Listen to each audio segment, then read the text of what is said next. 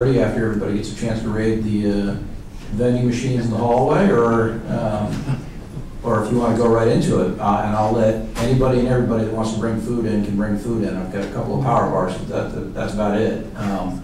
Otherwise, I don't think we're going to be able to finish today, because that's my other option is I'm taking a break now, and I'll get some other judge to cover my calendar at 1 o'clock on Friday, and I'll do this 1 o'clock on Friday. I can't do it tomorrow morning, I can't do it tomorrow afternoon, and I definitely can't do it Friday morning, so that would be Friday afternoon. What I would suggest to the court judge is that we go ahead and do Friedhoff now.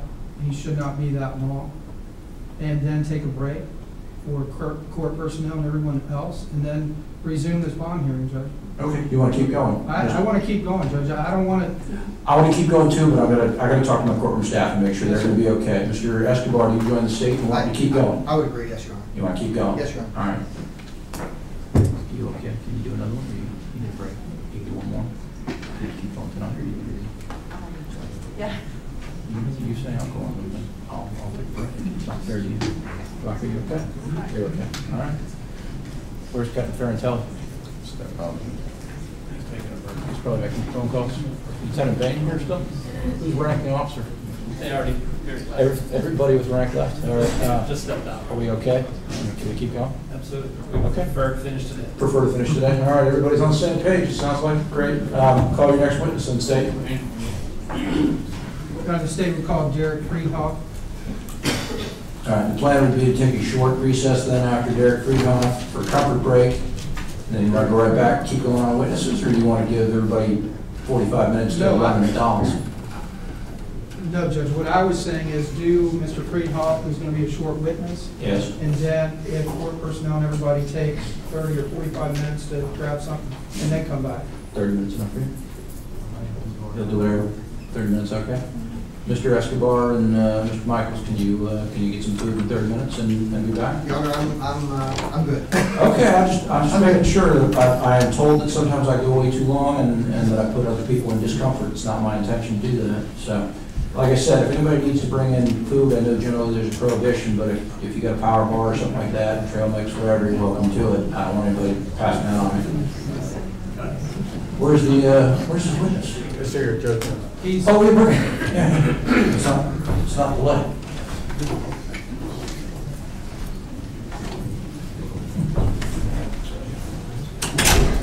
You can just approach the witness chair. There, I'll give you the oath over here. Raise your right hand. You swear or affirm to tell the truth, the whole truth, and nothing but the truth, so help you God. I do. Have a seat, please. All right. State your main inquiry. Thank you, Your Honor. May it please the court, counsel. Mr. Friedhoff, can you state your full legal name, please, and spell your last name? Yes, my name is Derek Sean Friedhoff, F-R-I-E-D-H-O-F-F. And Mr. Friedhoff, what is your profession? I'm a registered nurse. And how long have you been practicing as a registered nurse? A little over 3 years. And obviously you're licensed in the state of Florida? Yes, sir. All right. Mr. Friedhoff, directing your attention to January 13th of 2014, do you recall that date? Yes, I do. And did you attend Cobb Movie Theater on that date? I did. And with whom did you go to the movie theater with? I attended the movie theater with my girlfriend. Okay. And what movie were you there to see? Lone Survivor. Do you know what time you arrived at the movie theater? We purchased the tickets at 1:16 p.m. and we arrived in the movie theater itself at 1:19 p.m. Okay. And upon arriving in the movie theater, did anything draw your attention while you were sitting in your seats? Well, when we currently sat, some bickering caught my attention, so I looked towards the area. Previews came on, so I directed my attention back to the screen. Okay, and let me stop you. Where were you sitting in the movie theater? Facing the screen, left-hand side, maybe a quarter of the way in from the aisle.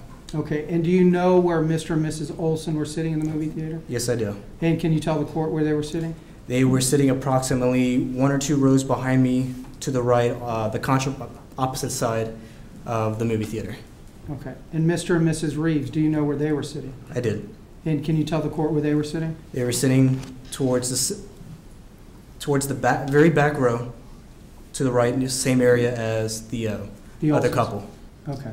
And you indicated that you heard some type of commotion or talking or something going on.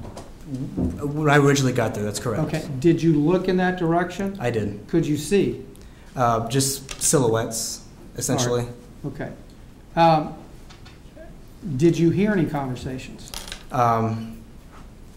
At which point are you referencing towards? Because I heard two different conversations that happened. Once right before the preview started, and then after the preview started, then I Okay. heard the additional. All right, well, let's talk about the conversation prior to the preview started. Okay. What did you hear and from whom? Just bickering. It wasn't really audible. I couldn't hear what they were saying. It just took my attention to them. But like I said, once the preview started playing, I lost, concentration. I focused back on the All right. movie. So is it fair to say that you could not discern what Mr. Reeves was saying and what Mr. Olson was saying? You just heard bickering. Exactly, that's correct. Okay. Did that alarm you, or did you? Did it raise any suspicions? If my focus was towards that, but it wasn't enough to, raise some red flags. All right, to be concerned. Right, So you said you kind of just played it off and then you're watching the previews. exactly. Does anything else happen? After the second preview, I again heard bickering again, so I focused my attention towards the same area.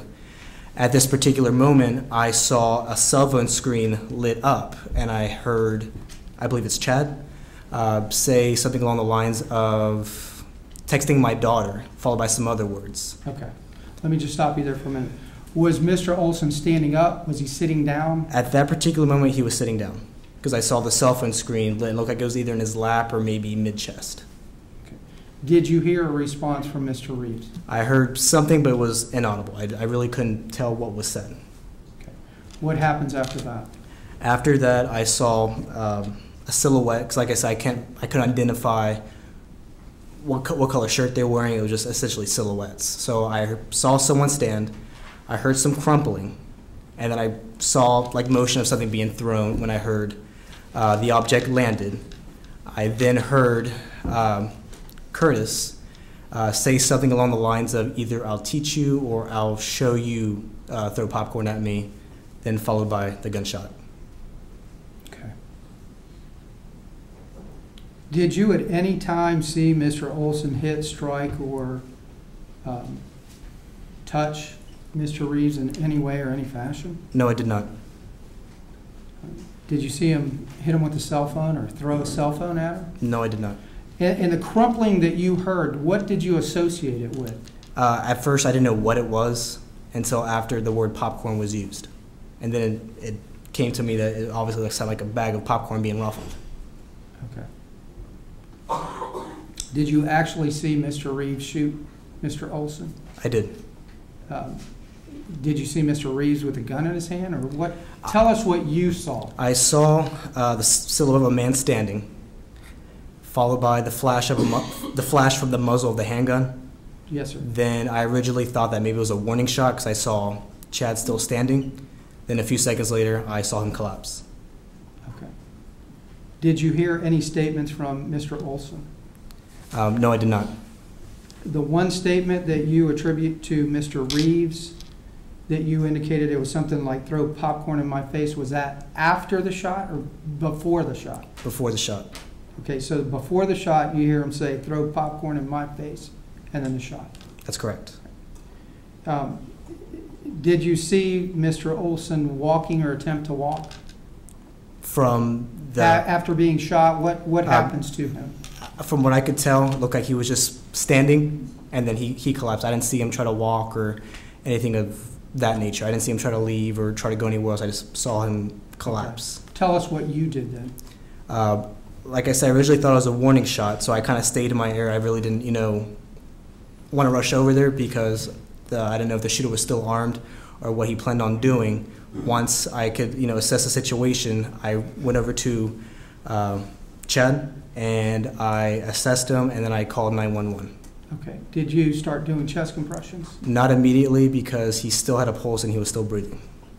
Did you eventually take your shirt off to try and stop the bleeding? To apply pressure, yes, sir. And did you then start chest compressions? Not immediately because he like I said, he was still Right. breathing. I then asked, after while I was on the phone with the 911, I asked for a flashlight to assess Chad's motor functions, and I checked his pupils to see if they would react to light, and they did not, which usually indicates that His brainstem was not receiving adequate blood or oxygen. Is that a bad sign? It's a very bad sign. Did you continue to do the chest compressions until the paramedics and so on? Someone was originally doing chest compressions, but they didn't look like they were full deep chest compressions. So I asked to relieve him and take over chest compressions. I then resumed the chest compressions, and Chad did an agonal breath. I stopped, looked for any kind of chest movement to indicate breathing. I felt for a pulse, didn't feel any. Resumed chest compressions again. Then after maybe the 20th chest compression, there was another agonal breath, followed by some fluid being filled up in his lungs, crackles, and blood exiting his mouth. I then resumed chest compressions until paramedics arrived. Thank you, Mr. Friedhoff. Okay. I don't have any further questions, Judge. Thank you, Mr. Bishop. Sheriff, any inquiry?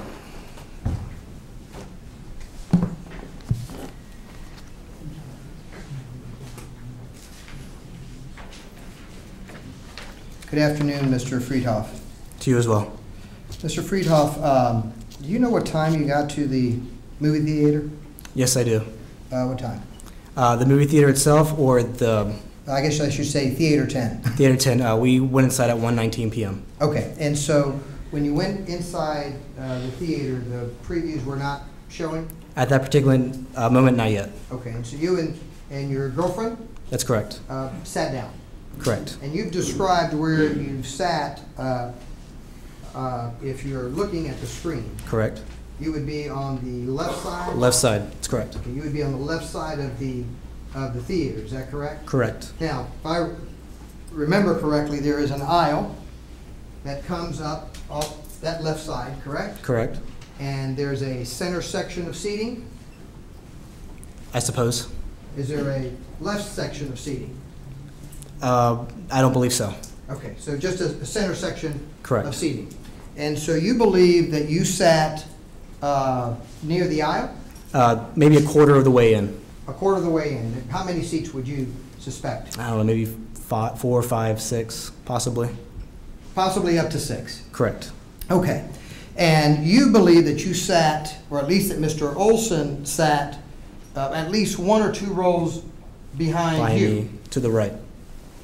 So if and to the right. That's correct. Okay. So if you were seated, you would have to go 2 rows back and then to the right in order to find Mr. Olson's seat. Is that correct? Approximately, yes. Okay. And beside Mr. Olson, was his wife seated with him? Correct. Okay. Was she seated to his left or to his right as he's looking at the screen? I just saw silhouettes. I couldn't tell where exactly she was sitting. So you couldn't even tell it was a woman? You're asking me to speculate. No, that's what I'm saying. You couldn't even tell it was a woman? I just saw the gentleman standing. Okay. And as you saw the gentleman standing, the only thing you say you could see was a silhouette. Silhouette, yes, sir. You couldn't tell the age of the individual? I could not. You couldn't tell what he was wearing in clothing? I could not. You couldn't even tell how tall he was? I couldn't give an exact height, but I could tell he wasn't short. And in order for you to see that silhouette, you were having to turn your body. My back towards, my girlfriend was sitting to the right of me, so I had to turn back and focus my attention towards that direction. And so if your girlfriend's seated to your right, you were having to look through the space between you and your girlfriend. Correct. So I'm looking to pass my girlfriend to the right. To the right. And back. And back, yes, At least sir. 2 rows. Yes, sir. And so, how long after you first sat with your girlfriend there, how long after that did you first look back and see Mr. Olson? Minutes. Minutes. Minutes. Okay. Had the preview started already? I believe they just, like the opening scenes, like, to turn off your cell phones, to silence them, that originally, I caught my attention, and then once I saw the preview start playing, I went back to the screen. Did you silence your phone? I always have my phone on vibrate. Okay. And so the announcement came up and the preview started, correct? Correct. Things are now getting loud in there as a result Correct, of from the previews. movie, correct. You got music, noise, conversation, right? Correct. People talking, all kinds of things going on. Correct.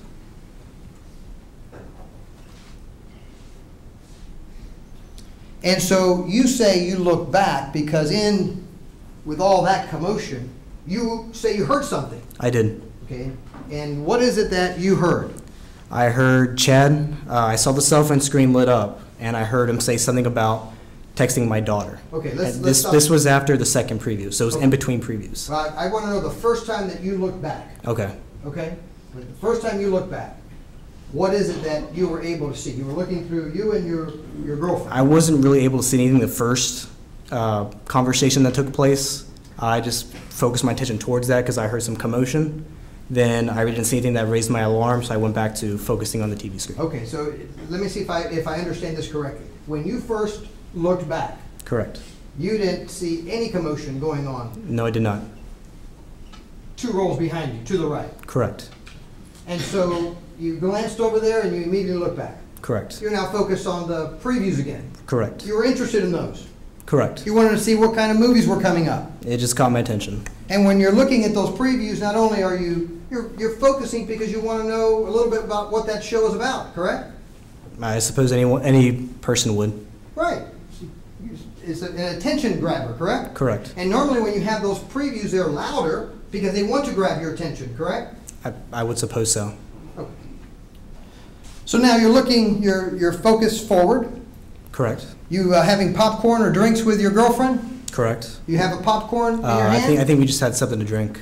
Just something to drink? Actually, I don't even think we had anything because we got there right when the movie started, so we just skipped the concessions and went straight there. Right when the movie started? I'm sorry, right when the show was about to start, because I said we went at 1:19 and the show starts at 1:20. Okay.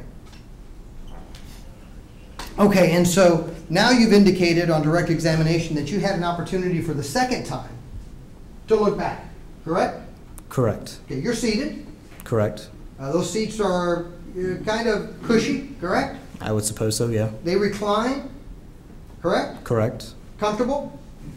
I would say so, yes. And so what caused you to now look back the second time? Because I again heard the confrontation take place, and then I just saw everything unfold. Okay, let me hear what you heard.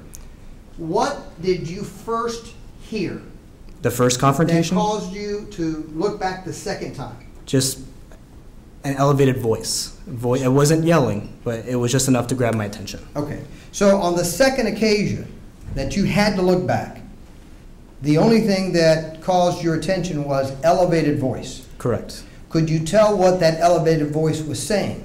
Part of it was inaudible, but I did hear texting my daughter. Okay, so the only thing that you heard of that elevated voice was texting my daughter. Correct. That's it. That's it. Okay, and so then you looked back, and what are you able to see? I then heard No, another. what are you able to see? I don't At want. this, like I said, I just saw a cell phone screen lit up, Okay. and at that particular moment, that's all I saw. Okay, so now, when you saw this cell phone screen lit up, was that silhouette standing or seated? I believe they were seated.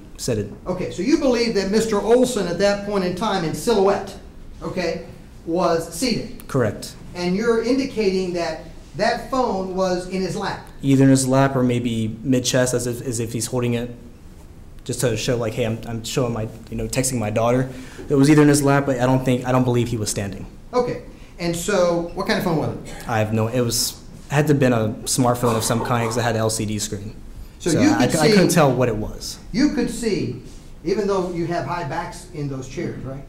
I'm sorry. There are high backs. in those I chairs. could still see the phone. That's correct. So you're saying that between your seat and 2 rows with high backs, you could see a phone that you've described now as a smartphone on Mr. Olson's lap, That's correct. and he was seated. He was either seating or it was raised, elevated, but I don't believe he was standing. Okay, now, do you know what he was doing with that phone? I presume texting his daughter. No, do you know what he was doing with that phone? No, I do not. I believe it looked like it was in his right hand. Okay.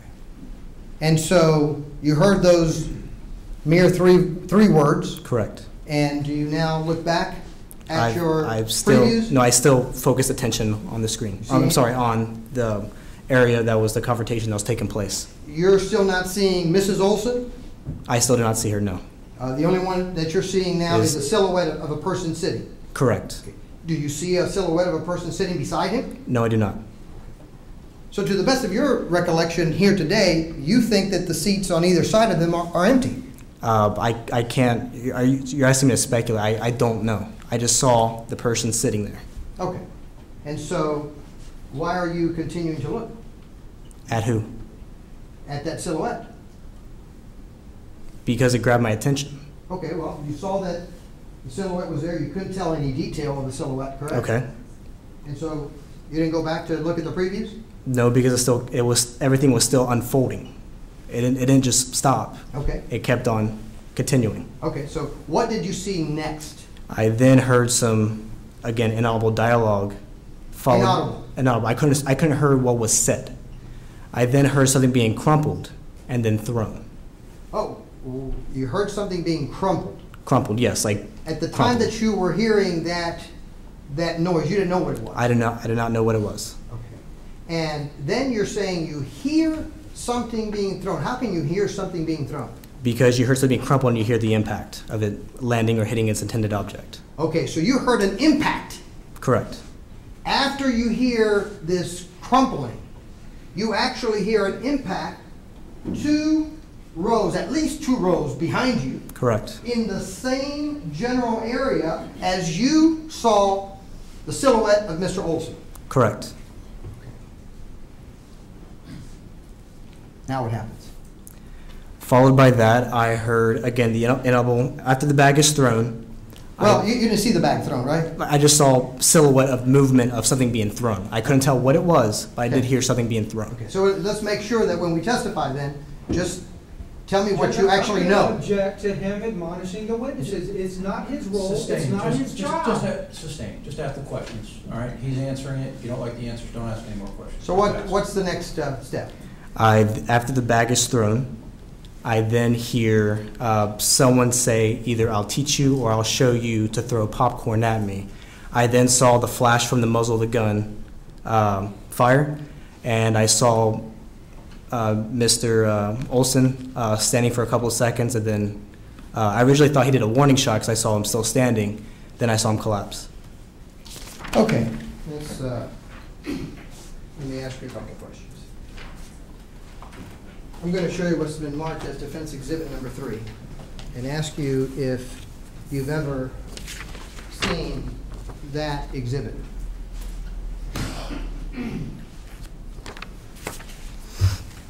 This is what I wrote. That is a copy, a correct copy of what you wrote on January the 13th of 2014? Correct. And I want you to look at it all and make sure that there's been no deletions or additions from what you wrote on that date. This is correct. Now, in that particular statement that you wrote, this was at a time that was right then, right when the event had taken place, correct? Correct. Much fresher in your mind. There was a lot of stuff going on, so yes, I would say that this is correct. Meaning that it's a fresh time in your life of the event, right? Correct. Right when it happens. Right. Certainly much fresher in your mind than today. Correct. And you knew of the importance of that particular document, correct? I've never filled one of these out. I've never been in this situation before, so I just wrote down what came to my mind at that particular moment. Now, in that document, you never mentioned that you saw any popcorn being thrown, correct? It does not state that in the form. In that particular form, you never made a statement that someone there in that theater said something to the effect of, that's what you get for throwing popcorn in my face or anything like that, correct? It's not stated on the form. That's a pretty important statement, you would think, right? Like I said, I've never filled one of these out before. I didn't know what to include or what to write. I was actually quite nervous, so I wasn't really able to put down all my thoughts onto the paper the few minutes after everything occurred. You would agree that that's a pretty important statement, correct? I would say so, yes. Now, after this event, did you have an opportunity to read newspaper accounts of this case? I don't believe, other than what was on the news about the video of the person, I believe it was the Vietnam veteran who was on the news. That's as far as that I've read into the. Okay, so you saw TV news. Correct. You saw or read paper news. No, I have not. No newspaper. No. You don't get the newspaper. You don't read it. I'm a registered nurse. I spend a lot of time at the hospital. I take a lot of call, so most of my life revolves around that. Okay, and so are you telling me no that you didn't? I have not read the newspaper. You don't read the newspaper as a common practice. As a common practice, I do not. Okay. Now, the only thing that you put in this statement concerning the events before and during the shooting is that there was an exchange of words, man shot the shooter, and stood up and sounded like a brief commotion occurred, right? Correct.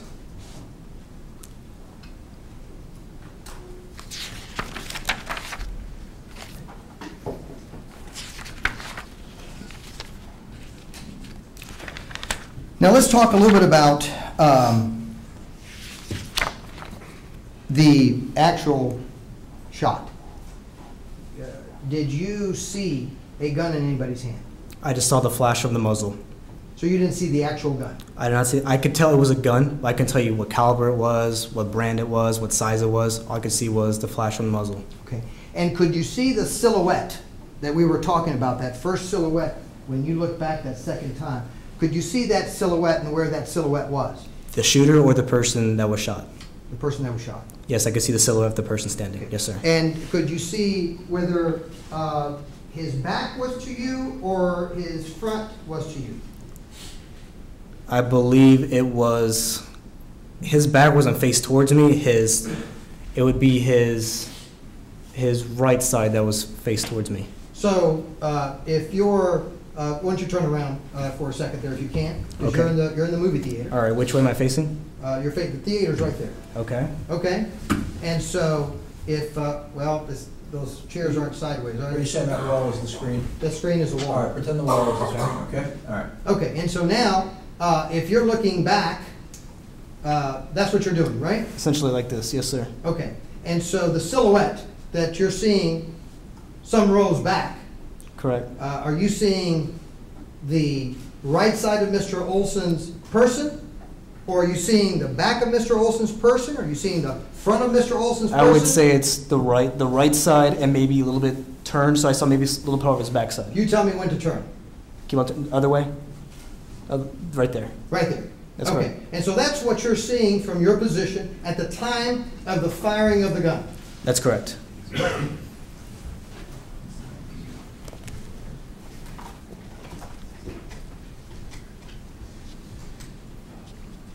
Do you see what happens with Mr. Olson after the muzzle flash?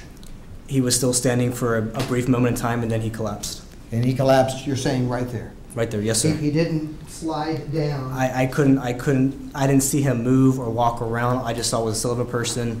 I can't tell you how far he moved. I just essentially just saw a silhouette. But isn't it a fact that when you came up to him, he was almost at the aisle? That would have been the opposite. I don't think he was at the very end of the aisle. I don't believe so. He was still some seats in. He wasn't at the very end. Okay. On the floor? On the floor, yes, sir. Okay. You rush over to him? Not originally, because I wanted to make sure it was safe to attend to Chad and provide medical care, and I felt that it was safe to do so, so I approached Chad, who was lying on the ground. Okay.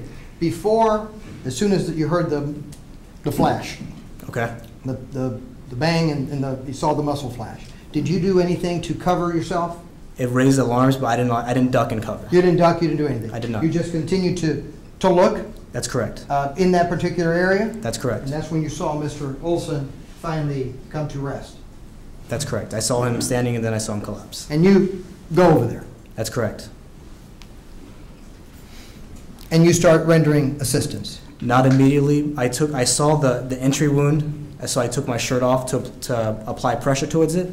I didn't start CPR because he was still breathing and he did have a weak 30 pulse. In fact, when you got to Mr. Olson, there was already a off-duty police officer at his side, correct? At that time, I did not know that. Was there someone at his side? There's someone at the head and then someone towards the foot. Okay. And those individuals were men? Yes, that's correct. Both of them were men? Correct. And they were working on Mr. Olson? They weren't, immediately were not doing CPR.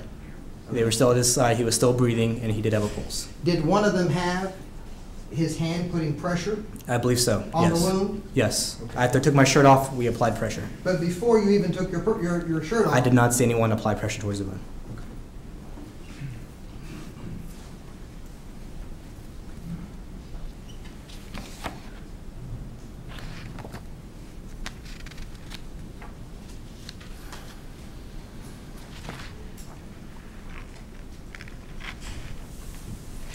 Now, just a couple more questions, I'll be done with you.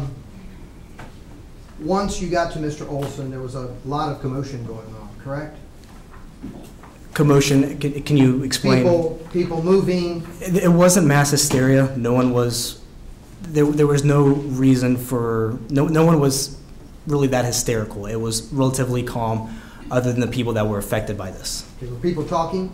Amongst themselves, yes, but it wasn't yelling or anything. What were the people talking about? I heard one of the witnesses say that the person behind him shot him. I heard Mrs. Olson sound like she was in shock, and I saw her, holding pressure to her hand. Okay. And then I was on 911 at this particular moment. I saw this unfolded. I called 911 and explained, gave them a situation of what just unfolded. So are you telling me today that at no point in time when you were looking at that one silhouette, you didn't see a second silhouette holding Mr. Olson back from the seat behind him? No, I did not. Now, as people were talking there at the theater, were they talking about what they had witnessed? The only one that I heard stood out was one of the witnesses say the man behind him shot him. Okay, and do you know what that person's name was? No, I know who he is, but I don't know what his name is. Okay. And as the night progressed, were other people talking about the event? While this was still unfolding? Well, while it was still after the unfolding event. And as it progressed along that day? Oh, at that particular moment, after I was on call 911, like I said, I focused on Chad. At some point in time, that focus, it overwhelmed me. I just focused my attention on Chad because he's the one that needed care. Okay. At some point in time, you allowed the paramedics and what have you to take over, correct? Once the paramedics came and they were at my side, I then let them take over. Okay. And what did you do? After that? Yeah. I waited at the aisle. I saw Mr. Reeves apprehended, and I waited at the side because police and deputies told us to stay where we were. Okay, and what police and deputies said was there was a group of people from the theater and said, hey, you need to wait here, right? Correct. Okay, and you waited in a particular area, correct? Correct. And people that were waiting in that area were conversing amongst each other concerning what had happened. I would assume so. I wasn't part of that conversation. Well, I'm not saying that you were telling anybody, but you were hearing that, correct? Not necessarily. I wasn't really paying attention to what they were having to say. I was with my girlfriend. We just, we didn't really discuss anything. So people said that what we did was brave. I just did something that I was trained to do and take care of. People were talking to you about your actions as well. Exactly. No further questions. Okay. Do you have any redirect that you feel compelled to ask, Mr. Garcia? Yes, sir. Judge, we would just move defense exhibit number 3 into evidence. Any lawful objection to defense exhibit 3 coming into evidence for purposes of the bond hearing? Judge, I would object because he's going to try and put it in as impeachment, and I'm going to put in a consistent statement that's going to be contrary to that, so. However, we'll still accept it, and then we can hear your additional statement. All right. Mr. Friedhoff, Oh, he still has it? I'll let him keep it. We'll mark it afterwards. Mr. Friedhoff, directly after the incident occurred, did you have occasion to speak to a detective by the name of James Garapi? After the incident? Yes, sir. I believe I did, yes, sir. Did you tell Detective Garapi that you stated that you and your girlfriend, Jenny Monero, were sitting 5 to 6 feet Objection, to the leading. left of the victim? Judge, this, Overruled. This is a bond hearing. We're getting through this portion here. you indicated you observed the verbal altercation over the texting. Let him answer it, please. Can you repeat the last question, Yes, I'm please? sorry. Did you tell Detective Garapi that you and your girlfriend, Jenny Monero, were sitting 5 to 6 feet to the left of the victim? I can't recall that. Okay. Did you also tell him that you had observed the verbal altercation over the texting? That part is correct. Did you tell Detective Garapi that the incident escalated so quickly and it didn't have to? I'm sorry? The incident escalated so quickly and it didn't have to. Correct. You further stated that the victim stood up, turned and glared at the suspect for a few seconds. Judge, I'm going to object. It's totally leading. It's testifying, actually. Sustained. This isn't necessary, Mr. Judge. Garcia, and you didn't. This is not rehabilitation. He didn't ask about these things. He never said anything about these things. What you're telling me now, that's completely new. That's not part of what got introduced on direct. That's not part of what I heard on cross, and it's not even rehabilitation. Judge, he is trying to say that this witness left things out of his written statement. Yeah, I heard that earlier. Okay, I'm trying to get there, and this is the full. And on impeachment, Judge, he was trying to say that he left things out, not only about the popcorn, but other things. And I think this goes to show that this is a consistent statement that he gave at the time. He's trying to impeach him with his written statement. I understand. So do you have any portion that is consistent with the statements that he made Yes. today that is Yes. inconsistent with the written statement? Let's get to that portion then. Okay. Judge, if I may just make an objection here. I This is sustained the your record. last All he one. needs to say is, what did you tell the officer? I understand. You may inquire, Mr. Garcia. Okay, thank you, Judge. Did you tell Detective Garapi that the defendant said, "You just threw popcorn at me"? I heard the words throwing popcorn at me. That I remember him saying clearly. Sir, the question was, did you tell that to Detective Garrett? Oh, that's correct. Okay. And then you indicated that he pulled out a gun from his pants and he shot the victim in the chest. I don't know where he... Sustained. I didn't hear that in direct. I didn't hear that in cross. That's the first time I'm hearing that. We're not doing new things. So this is redirect. If you've got something that you want to rehabilitate on, ask that. But if the next one's not a rehabilitation, it's the last one. What do you got? May I have a moment, Judge? You may.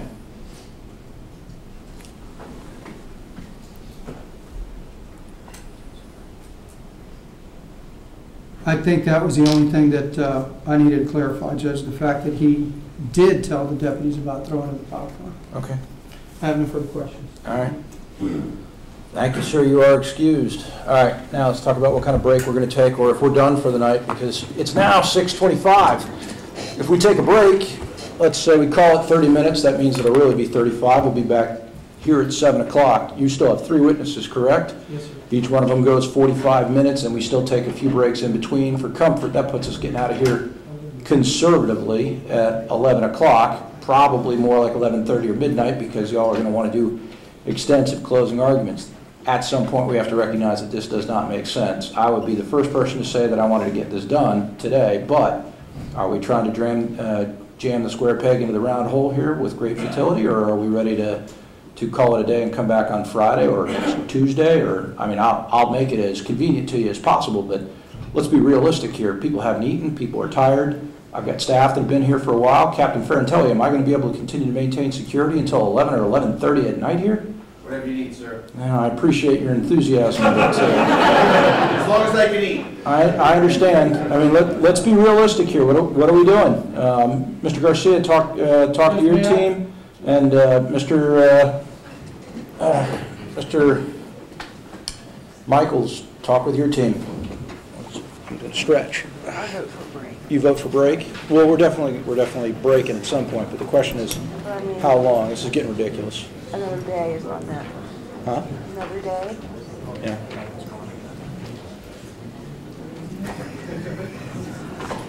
Careful.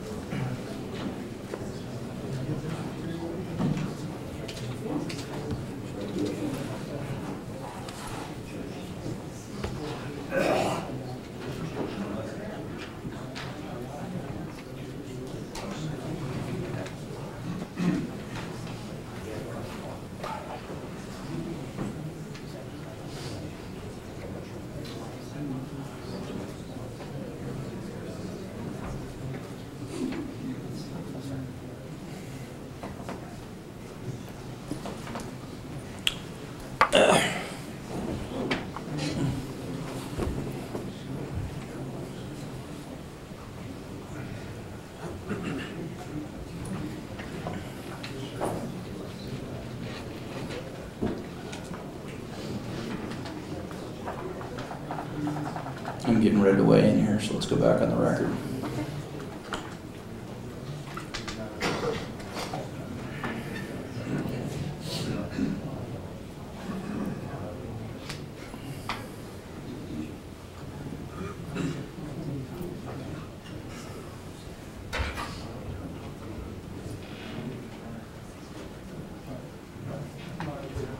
Mr. Garcia, I'll hear from the state, I'll hear from the defense, I'll hear from representatives of the victim's family, and then I'll make a decision. What do you got, Mr. Garcia? Judge, I think the prudent thing to do, and obviously we would leave in your discretion, is to go ahead and adjourn court today, Judge, and then resume whenever the court can give us as much time as possible. I think you indicated sometime next week, maybe Tuesday or so. Judge, and I'd like to remind the court that I told the court that this was not going to be a 3-hour hearing. It was going to go all day and into the night, and so... I'm not blaming anybody here. I'll call it my fault. I overestimated what we were able to do. But Judge, we want as much time as we possibly can get from the court. We don't want to be rushed. I mean, you know, we have a lot of stuff to still do. Okay. Defense, what's your position on that? We would defer to the court, but we would like to do it on Friday, not next week. We would like, we're ready to finish off this hearing, and we would respectfully ask the court to allow us to do this on Friday. Friday, you'd have my undivided attention as of noon. Other judges owe me, as I've covered lots of stuff for them, so I'll be able to get somebody as of noon to cover the remainder of my day, but I cannot give you more than as of noon. If I give you as of noon, I'm not going past 6 o'clock on a Friday night, not because, you know, I don't have any place better to be, but that being said, I don't want to tire out my courtroom staff and have people both weary and unfocused in proceeding in this matter. So the question becomes, realistically, is 6 hours with reasonable breaks enough time? If we start at noon, can we be done by 6 o'clock in your estimation, Mr. Escobar? Your Honor, I think we can, and I will even cut my closing short in order to make sure that happens. And not cut my closing short to an extent that it's going to, you know, damage the defense, but I feel very certain that if we start at 12 o'clock on Friday, we can finish at 6 o'clock, by 6 o'clock on Friday. All right. Judge, Mr. Garcia, I'm sorry, Judge. There's absolutely no way that we're going to be done, Judge. The thing about it, if you look at the cross-examination of Dave, Mr. Escobar has gone 45 minutes to an hour on each of the witnesses. We still have witnesses left. We have video left. We have audio left. We are not going to be done by 6 o'clock. all right, well then in your estimation, if we're not going to be done by 6 o'clock, we start at noon, then we're not going to be done until 1 o'clock in the morning if we keep going here because we need 30 minutes for dinner. No, that's what I told you, Judge. Okay. And I told you that it would be prudent to go ahead and adjourn court today, pick another day when you can give us your full attention, from, you know, starting in the early morning and going the entire day. I understand. Mr. Grimaldi, representative of the victim and the spouse is present. Do you have any objection to me continuing the proceedings? No, Your Honor, I don't have any objection to continuing the proceedings. What I do have the objection is potentially having this go on and on and on in the sense that if I agree with the state 100%, and that's why I actually voiced my opinion to him. If we start on Friday, I know both counsel wants to be heard as completely as possible. We not only have that, we also have the victim's statement. There is absolutely no reason to drag anyone through this on 3 separate occasions. And I think that there is no way that we're going to be finished here if we start at noon on a Friday by 6 as you're suggesting. My suggestion would be started, as he said, in the morning where we have all day and people can put it aside so they have the whole day in front of them. Suppose I start at 10 a.m. on Friday. Can we be done by 6 if I start at 10 a.m., Mr. Garcia? That gives you a full 8 hours. I'll make my morning calendar. Judge, I don't want to be in a position where I say yes and then we're not done, Judge. You know, hopefully, realistically, we should be able to, but I don't know what hurdles we're going to run into. I mean, you know, I'm not expecting you to anticipate the unexpected. I'm just saying pragmatically and realistically, if I give you 8 more court hours, do you think 8 more court hours, including a brief lunch, so that's realistically 7 hours of time, do you think we can get it done on Friday? I mean, the other thing, Judge, we still have the issue of the video. The court hasn't ruled upon the admissibility of the video, so I'm sure that there's going to be lengthy argument on that. I thought I did rule on the video. I said court's not going to be closed. They can shoot it from the screen. I'm not allowing it to be released. It's part of the 30-day hold, but it's not prohibited from being filmed by TV cameras. No, I understand that, Judge, but Mr. Escobar had legal arguments as to the admissibility of it. All right, let me hear that. Do you have legal arguments that I'm unaware of? Judge, the only legal argument is just going to be the foundation, and I've already made that argument, and the court has ruled that you're going to allow it in, and so we're there. I've ruled that I'm going to allow it in if foundation is made. Are you challenging foundation that was laid down? Judge, at this point in time, they haven't made a foundation argument, and so they haven't put anybody, up to say, hey, this fairly and accurately depicts what took place, and so I would imagine. Hold on. One at a time.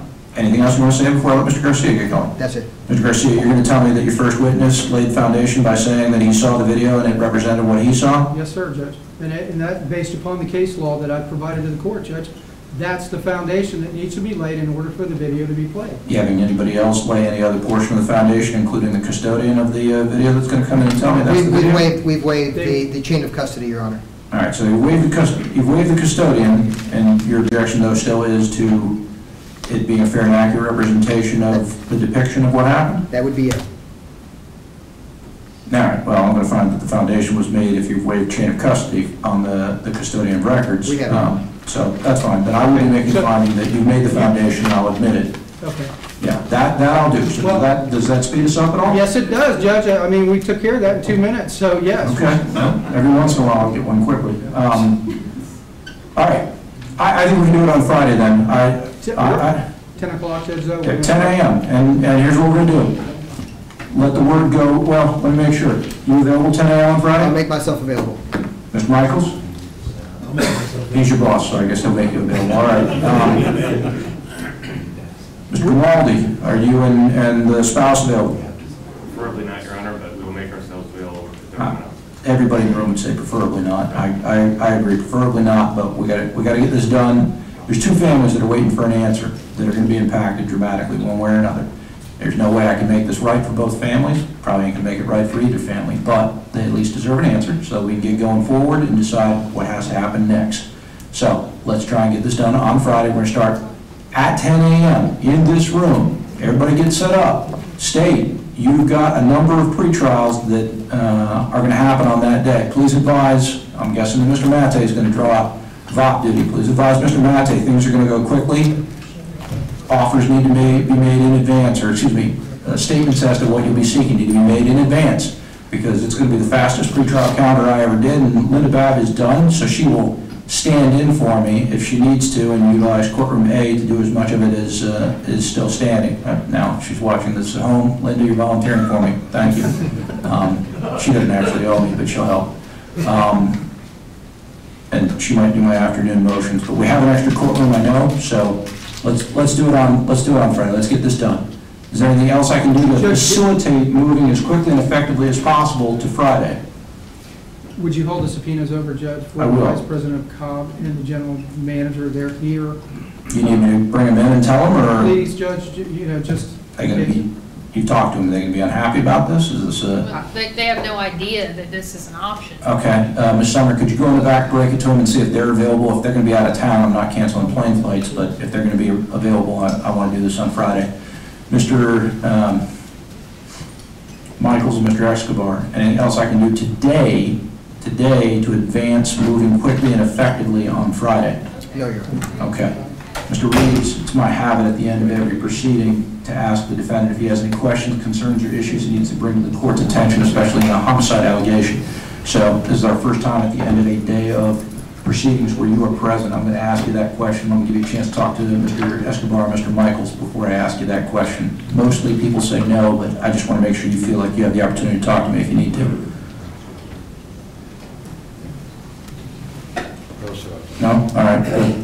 We'll just wait for Ms. Summers to come back in. We're going to need him transported again on Friday. Captain Ferrantelli, sorry about that. And all the same circumstances are going to apply, all the same orders. I can turn these off, I can turn that off, so I don't worry, it's on.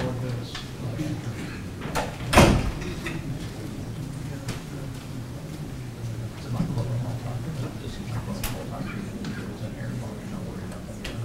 I can't vouch for their safety.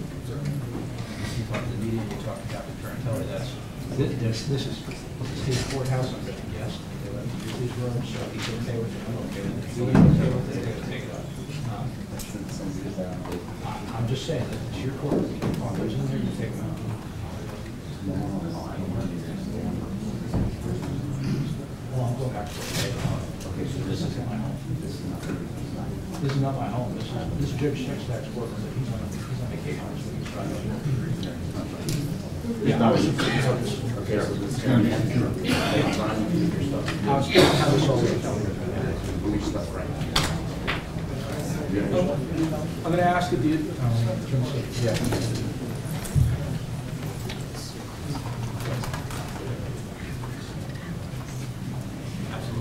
Absolutely, yeah, I'm gonna do my 8 o'clock calendar today, so I can just rush over here and get it set up, and I'll announce it. All right, here's the situation. It is a rare occasion, but there's actually an extra courtroom available to me on Friday. So Friday morning, we're going to do my regular pre-trials from my 5 to 700 active felony cases in courtroom A. We're going to do my regular juveniles that are necessary in courtroom A for my 150 to 200 juvenile cases that I've got. And then we will come back in here and do this case in here exclusively. That way everybody can set up. That way the attorneys can set up in advance so that when we hit 10 o'clock, I walk in here and we get going right from there. State, you'll have your witnesses available. Did you have those gentlemen come in, or do you not need me to speak to them personally?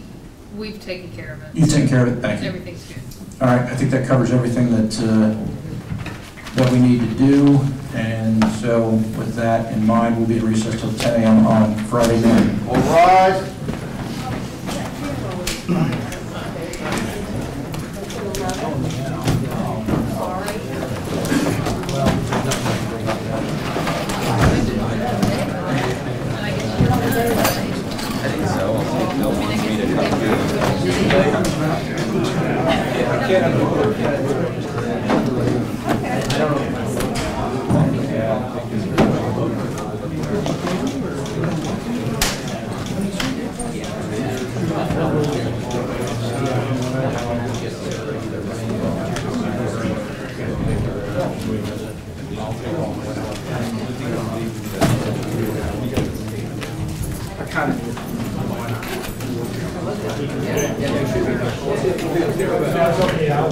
Sorry.